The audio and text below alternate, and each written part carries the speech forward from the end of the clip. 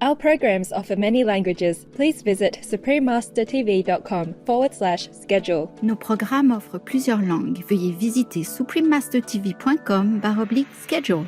Nuestros programas ofrecen varios idiomas. Visiten suprememastertv.com/schedule. 我们的节目提供多种语言，请看 suprememastertv.com/schedule. Those famous masters all the time up to now all teach Kuan Yin method. If you read carefully, you see. Even Milarepa also, yes. Milarepa master also teach Kuan Yin method. That's why before the master give him initiation, he know nothing. Please continue watching to find out more. Supreme Master Ching Hai's lectures are not a complete meditation instruction. Please do not try alone. For free of charge guidance, please visit godsdirectcontact.org or contact any of our centers near you.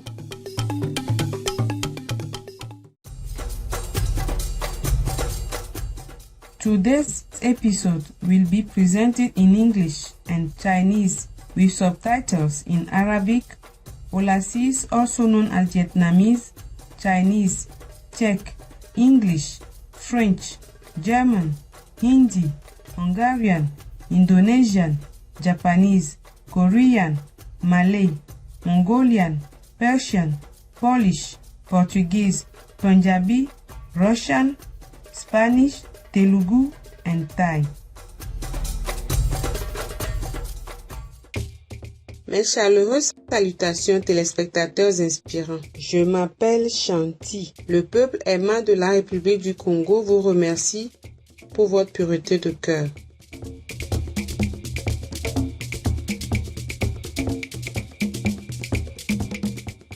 La République du Congo, parfois appelée le Congo-Brazzaville pour la distinguer du pays voisin, la République démocratique du Congo, est située sur la côte ouest de l'Afrique centrale à cheval sur l'équateur. La République du Congo est une terre couverte de jungle qui abrite la moitié des gorilles des plaines du monde, une multitude d'éléphants et une grande population de chimpanzés. Elle est sur le point de devenir l'une des premières destinations écotouristiques d'Afrique.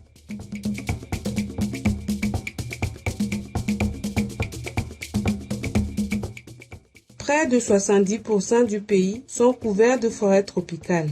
Le Congo-Brazzaville possède l'un des bassins les plus vastes et les plus fertiles du monde et il est traversé par de nombreux affluents du fleuve Congo.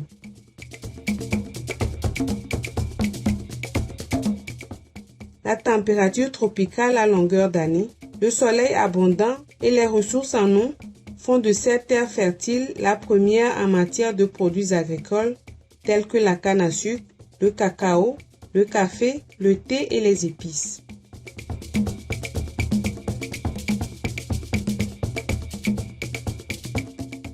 Le bassin du Congo représente un quart des forêts tropicales du monde, c'est le second après l'Amazonie. C'est également une vaste zone de conservation pour un large éventail de flore et de faune.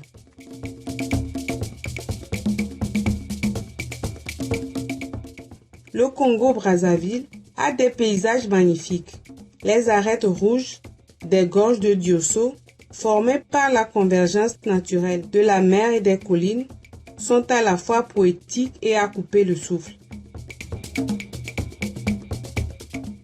Le parc national d'Odjala-Koukwa et sa biodiversité et la grande plage de côte sauvage à Pointe-Noire font partie des grandes merveilles naturelles de ce beau pays.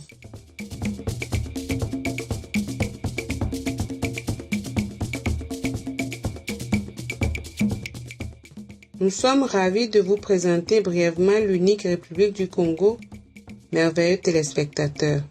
Nous souhaitons que vos jours soient bénis d'une beauté intérieure et de joie débordante.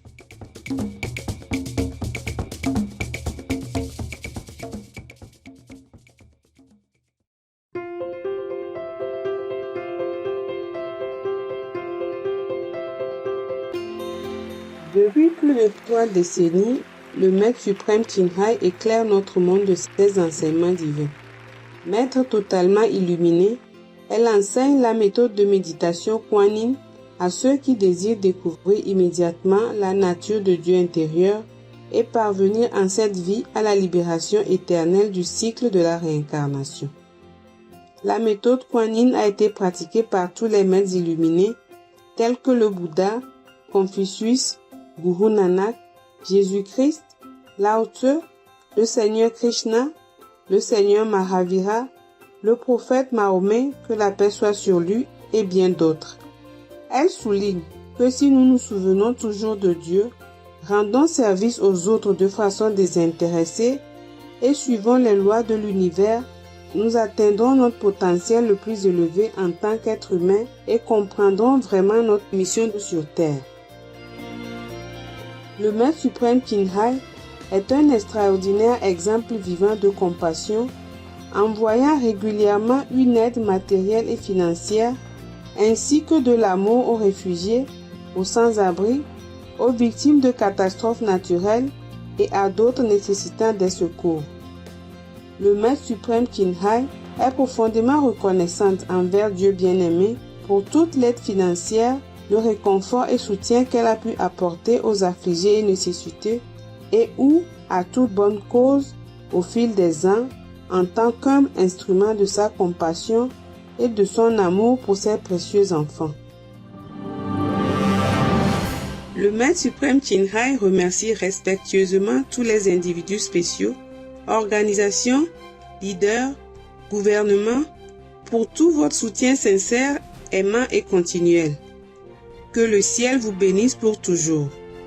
Nous, les membres de l'Association internationale du Maître suprême Qinghai, sommes aussi sincèrement reconnaissants pour votre gentillesse expressive. Nous vous adressons nos meilleurs vœux. Le Maître suprême Qinghai reçoit le soutien et l'amour de diverses organisations, médias, gouvernements et particuliers, et il lui décerne de nombreux prix, notamment le prix Goussy de la paix en 2006, considéré comme le prix Nobel de la paix en Asie, le prix du leadership spirituel mondial en 1994, le prix Mahavir en 2008, le 22 février et le 25 octobre, tous deux proclamés jour du Maître suprême Qinghai et la citoyenne honoraire des États-Unis, etc., et a été honorée au fil des ans de nombreux autres prix et reconnaissances pour ses actions philanthropiques et humanitaires exceptionnelles.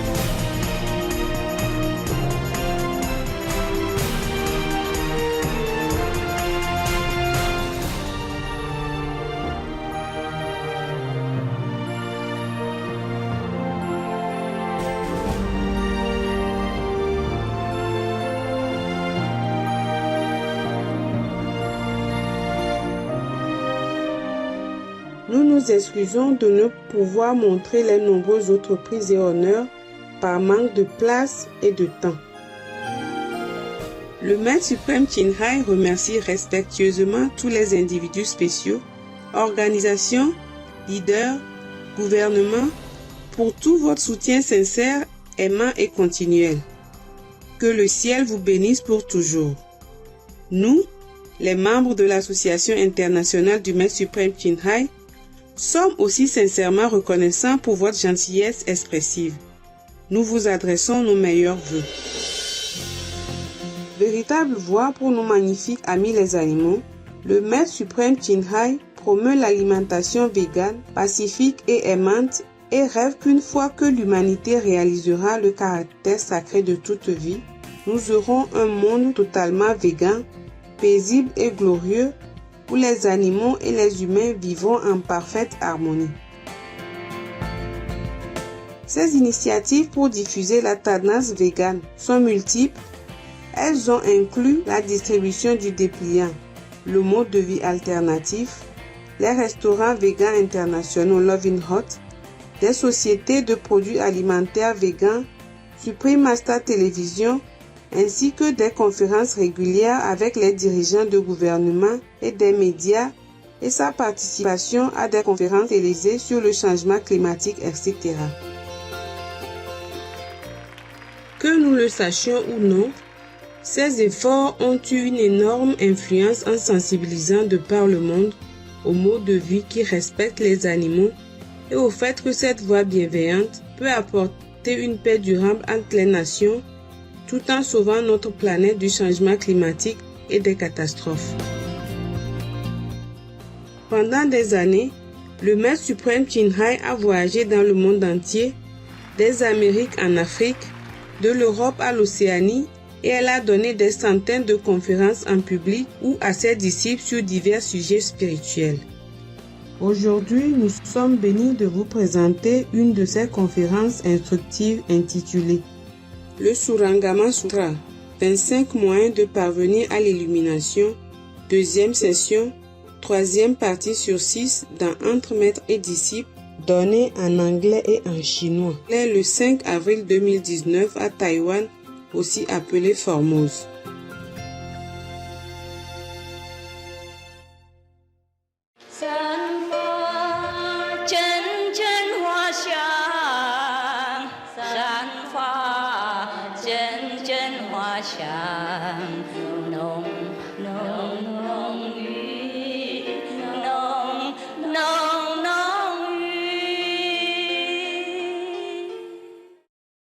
So now is another one. His name is Aniruddha, another monk. Arose from his seat, bowed at the Buddha's feet, and said to the Buddha, "When I first left home, I was fond of sleeping all the time." It sounds familiar to me. He doesn't know I have more than just one. Join the club, brother. Yeah, if he's born at this time, he'd be happy, that he's not a lonely sleeper. No? He can just sit here and feel in his element, Poor thing. He's born too early, no? If he's born at this time, he'd be so happy. Yeah, sit among you and feel it, wow. We are the same element. We really brothers. The thirst-come one scolded me. Well, I didn't. But at least the Buddha is more strict. You see that? So if you blame me for being too strict, well, I'm only the disciples of the Buddha in strictness. Yeah. The thirst-come one scolded me and said, "I was no better than an animal, oh God." Buddha is really, really stern, And I thought the Buddha never scold anybody. Well, he did actually. He did scold. The sutra I read, he did scold his son. Yeah. His son was as children, he was so young, little boy. And he said his young stomach cannot bear one meal a day. And he said that he is meditating too long, he cannot bear, etc., etc. The Buddha scolded him. Say that, you see this, I remember something like, you are the son of the Buddha, and it's like something worthwhile, yeah? But if you see the basin that I used to wash my feet with, can people use the feet washing basin to eat or to put something more valuable in it? So the Buddha meant that if he is not trying hard, he will be just like a useless, common, not much worth utensil, something like that. But here he says you're like an animal. Oh, wow! I didn't know the Buddha can be so strict. I forgot this. Yeah, at one time, I read somewhere else. So Buddha story. One bhikkhuni, addicted to garlic. Yeah? She also always go to the lay person's house and ask for some garlic. One day the lay person don't have any garlic in the house. So he told her that she can go to his field and take some by herself, because he was probably busy or something. And she went there and take a lot or something. And from then on, the Buddha said, whoever eat garlic will go to hell. Just to eat garlic. Probably he was angry because she damaged the field of a lay disciple, which being a bhikkhuni, you should not. Yeah, and you should not be so addicted to something that you have to be so dependent and became so less dignified. Buddha probably was angry and saying, don't eat garlic, but she still sneakily going and doing that and damaging people's property. I would also be very angry. Yeah, because that is not a representative of enlightenment. Yeah? All right. So, go back to this monk, Aniruddha. When I heard the Buddha scolding, I wept and upbraided myself. For 7 days, I did not sleep, and I lost the sight in both my eyes. He tried too hard to open his eyes. Probably maybe put a toothpick or something, keep it open or in front of the light so that he don't sleep. Yeah.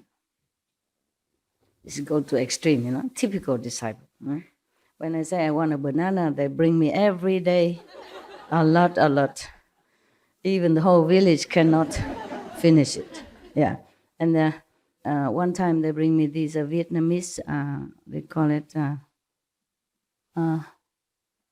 chả or something like that. These Vietnamese ham, the whitish color, outside green, they wrap with banana, yeah, and it's round like a ham, like this. Well, this round, or this tall, and they cut into small pieces. And one day they give it to me, some slice. Oh, Good Love loves that. Yes, I give it all to him. I'm not really very fond of anything, not much. Nowadays, not much. So Good Love ate them all. Yum. Next day, I gave double portion. Yesterday, same stuff. And Good Love is not there anymore. So I returned the same portion, the same amount. The dog's not there because when I'm on retreat, I cannot just have them around. I don't have enough time to attend to you and attend to business and paperwork. So no Good Love around. So return the same. I never told them. Sometimes the Good Love likes something, a lot. And if it's gone, then next day I get a lot. And the next day is next day, Even Good Love fed up. So the Buddha blamed him for sleeping too much. But he didn't say not to sleep, meaning doing things in an appropriate way, no? Yeah, middle way, no? Then he just took it too seriously. 7 days don't sleep until his eyes are blind. Terrible. Many things like that happen here also. Repentance, good, yeah? Being aware of your own shortcomings, good. But no need to punish yourself when there's not necessary. Huh? Just tell me what the problem is, okay? So now he said that he did not sleep for 7 days and lost the sight in both of his eyes. The World Honor One taught me the Vajra Samadhi of the delightful seeing, which illumines and is bright. Although I had no eyesight, not that I don't have eyes, no eyesight, I could contemplate the 10 directions with true and penetrating clarity, just as if I were looking at a piece of fruit in the palm of my hand. The third come one certified me as having attained a hardship.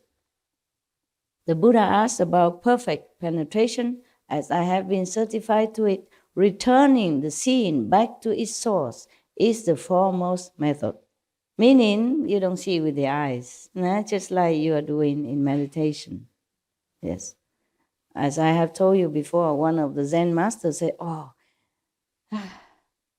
if he knew, the nature of our own primordial, luminous, and glorious self, he would be better being blind, deaf, and dumb to begin with.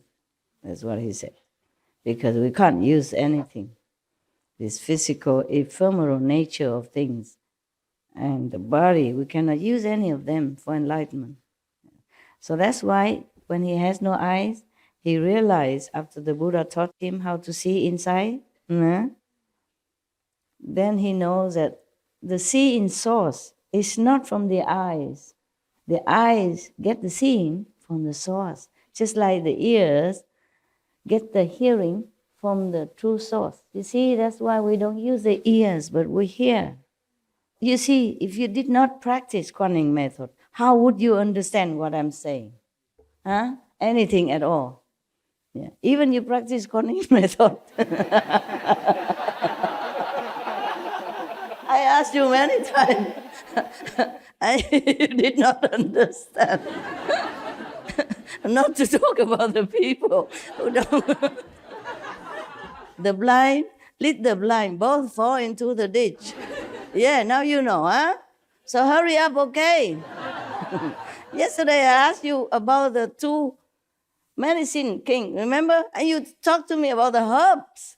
I asked about the enlightenment, their awakening. And you said, because the herbs, the smell of the herbs, the different herbs, the mixture of the herbs, all nonsense.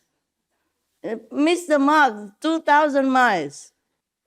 Just like you miss the magician's hand, he's doing something to distract you while he's doing something else. That's why you don't see where the pigeon come from, or where his handkerchief come from, or where anything else come from. Yeah. Just the quickness of his hand and the distraction skill. Just like, this is a joke everybody knows. That before you go and learn medicine, the professor teach you to put your hand in some patient's feces and taste it. Yeah. And he did that. The professor put his hand in the patient's feces and tasted it. And he told every student to do it. They did it, yuck. But he said, you stupid, you should have observed. I put this finger, but I taste this finger.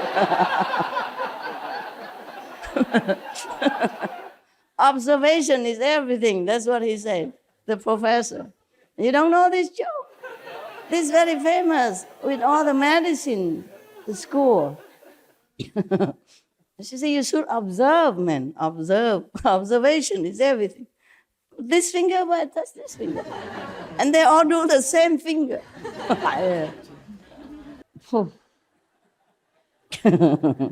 You can laugh at people's expenses, but how about you guys?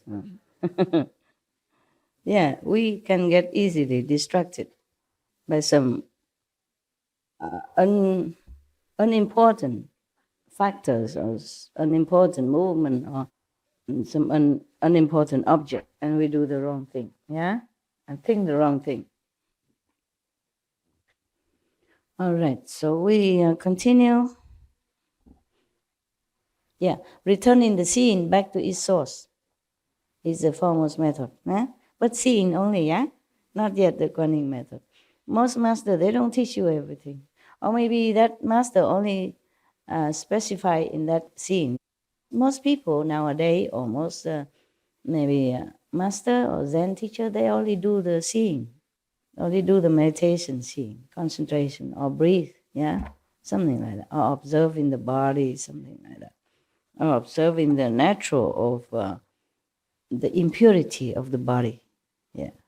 And then until you see only skeletons in front of you. Something like that, yeah? But very rarely teach Kuan Yin method. Very rarely, yes. Only some, like we know, like Sakyamuni Buddha. Those famous masters all the time up to now all teach Kuan Yin method. If you read carefully, you see. Even Milarepa also, yes. Milarepa master also teach Kuan Yin method. No? That's why before the master give him initiation, he know nothing.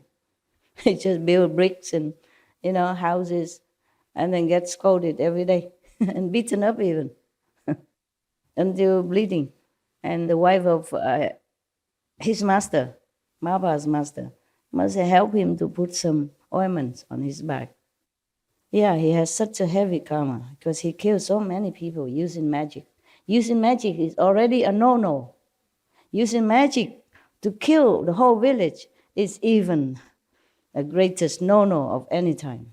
So his master has to painfully cleanse it that way first before he can be empty, pure enough to receive the great teaching. Nowadays, some masters are very compassionate, just teach you without checking you anything. So if you met such, some Indians master like that, you should really appreciate. I'm not talking about me or anything, just in general, okay? General. His master has many disciples, main disciples, who can transmit the Kuan Yin method, like Kuan Yin messenger nowadays. So Milarepa sneakily went to one of his chief disciples who can give initiation and asked for initiation. He faked that the master sent him. So his chief disciple believed that and gave him initiation. Nothing happened. No light, no hearing, nothing. So the chief disciple was wondering, could it be that our master did not allow this? That's why he did not get the experience. So later they found out that he cheated. Get more beaten from master, more house to build. I think it was his wife, the master wife, sent him there. Said, okay, you go there. Yeah, don't get beaten anymore. Go there and ask that disciple, say, I say so, or something. Nothing happened.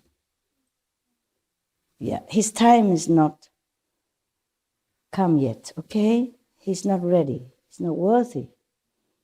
At that time, Mahabharata don't teach a lot of people, you understand? Many disciples, but not many, as many. Yeah. Not all masters are empowered to teach many disciples. And not all masters came to teach many disciples. And not all masters take enough power with them to teach the large assembly. Some people teach only a few, like Bodhidharma. Yeah. Not like he's not powerful, but at that time, he can only use so much power to teach a handful of disciples, 5 of them, and maybe some other sub-disciples. Buddha teach many thousands, yeah? But at that time, he could teach more. He has more power. It's just that communication, transportation is not as good as nowadays. The Buddha has to walk every day. Yeah.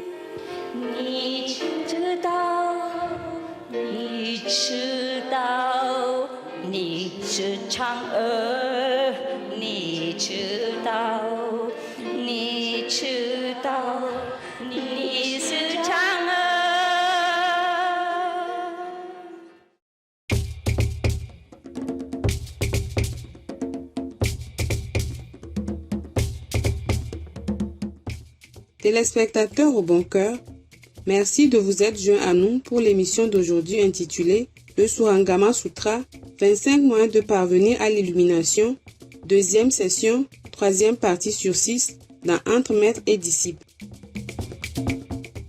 Dans un instant, retrouvez des passages choisis des entretiens de Confie Suisse, chapitre 15, deuxième et dernière partie, dans Parole de sagesse, juste après les nouvelles déceptions. Restez sur Supreme Master Télévision pour plus de programmes positifs. Puissiez-vous toujours vous rappeler que vous êtes les joyaux de la création. Kind-hearted viewers, thank you for joining us for today's program entitled The Surangama Sutra, 25 Means to Enlightenment, Section 2, Part 3 of 6, on Between Master and Disciples. Coming up next is Selection from the Sacred Confucian Analects, Chapter 15, Part 2 of 2 on Words of Wisdom, right after noteworthy news. Please stay tuned to Supreme Master Television for more positive programming. May you always remember that you are the jewels of creation. Our programs offer many languages. Please visit suprememastertv.com/schedule and suprememastertv.com/BMD.